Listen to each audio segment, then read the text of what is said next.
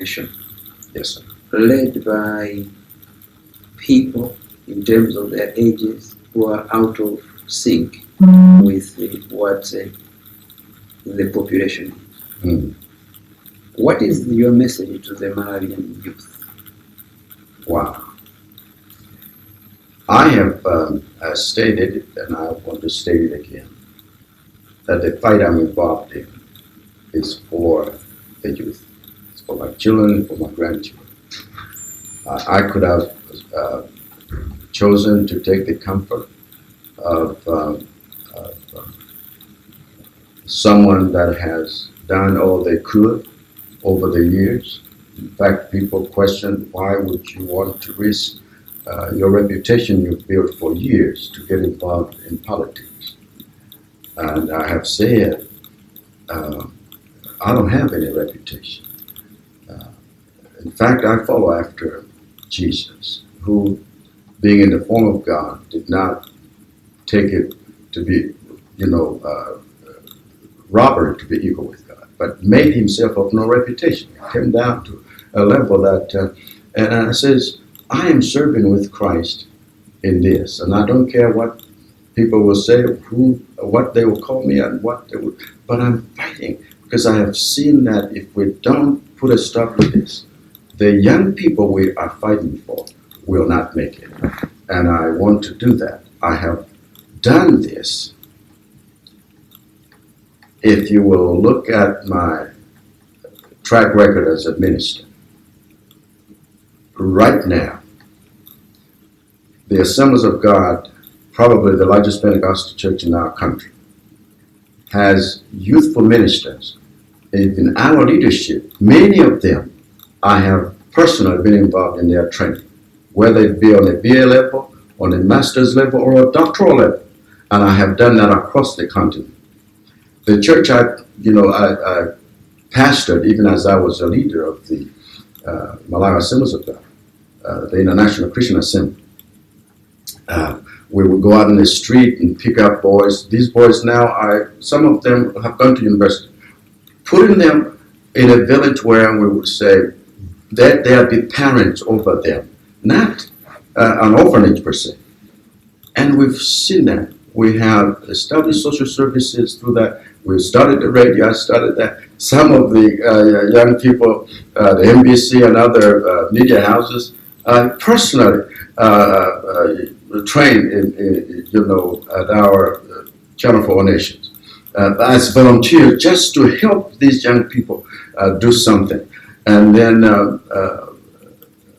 I'm under the pastorship of Dr. Edson Weston, a young man that I highly regard as a pastor, even though he served as my associate for years. But now I sit under his ministry. And in that church, my wife, Miss Monica, and I were the oldest folks because all of our ministry has been to empower young people. And I'm saying, sometimes despite the fact that, these other parties have young folks and so forth,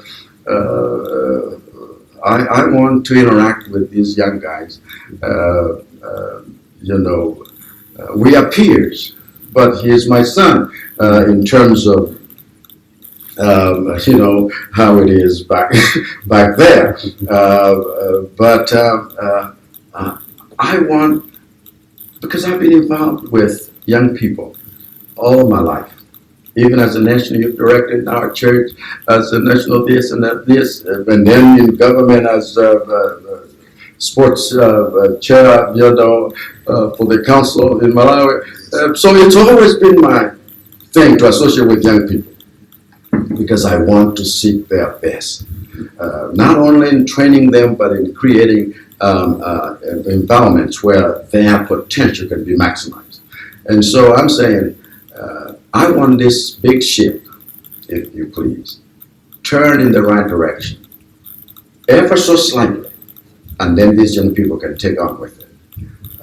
For me, this is ministry, and this is a calling. So what would be the message to the older generation?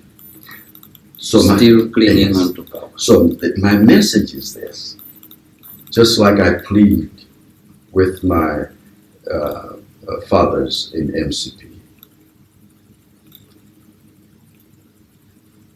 For all we can say about Kamuzu, Kamuzu was wise enough, even though he was in his 60s, to have a 20-year-old Aligaband, to have a 40-year-old Oronchira. What we need is to, and then when we met, when I had a rally in Balaka 3 weeks ago, I said, some of you misunderstand what is happening. I am appealing to you, older folks in MCP. And that will be my message to older folks in the country. That let us advise these young people. We cannot go in and out like we used to because we don't have the strength of youth no more. But we have the wisdom of experience. We can say, "Mwana iwe apa ufuna uponda paliminga zero." Become the advisors. Because when you were trusted, you were young people. It took others to trust you. We must trust young people. Despite the fact that they can make mistakes, who didn't make mistakes? Because if I look at my own life, I can tell you that it took someone to trust me to become what I have become in my life. So we must trust these. And Yes. So that's my message. Let's trust them. Let's trust them to the end that they can become the best they can ever become, even if we think they're making a mistake. Because it is through that. Ana mina creative ngati ana kwatu kuja pali pano. Ana mina innovative ngati watu waje. Palibe chifukwa choti ana amenewa wena asikango chidwa chipongwe maiko wena chifukwa choti watawa kuti kwatu kulibe ntchito zokwanira. We can have and we will have programs that create jobs for young people, meaningful jobs, so this is about dignity.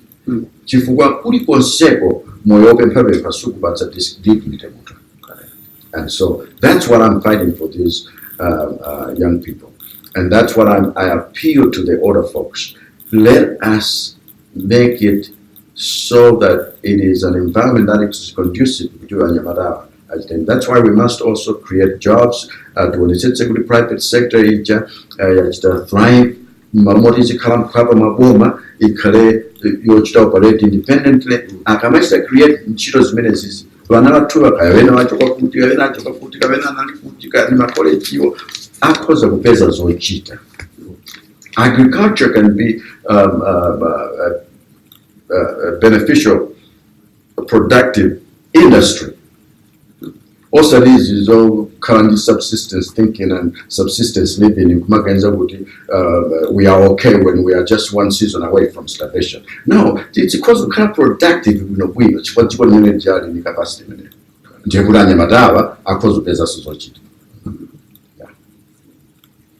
So you're free now to give us a general statement as part of your conclusion.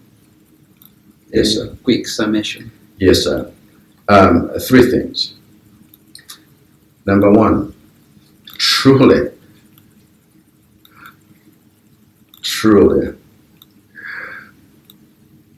a Malawi that is developed and prosperous, and it is for all, is possible.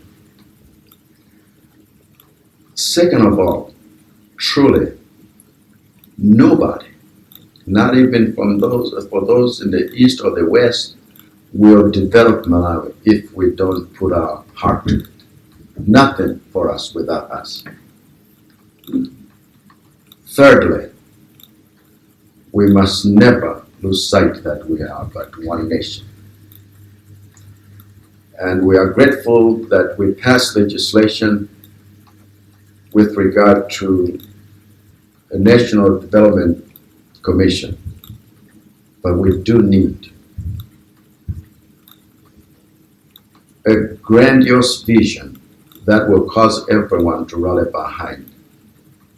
So that's why I say one Malawi, one nation, one vision, to signify that whichever administration or whichever leader comes on, they must be making strides toward that vision. And then we can say they failed or they have succeeded. Otherwise, what is happening now, to retire energy,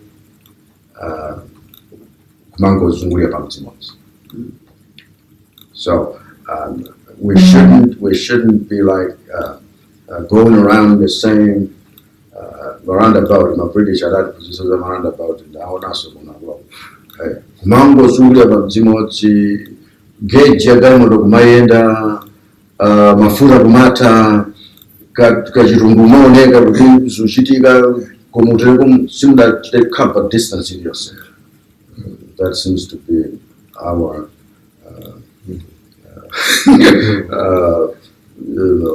I would have said pastime, unfortunately, it is really concerning future young people.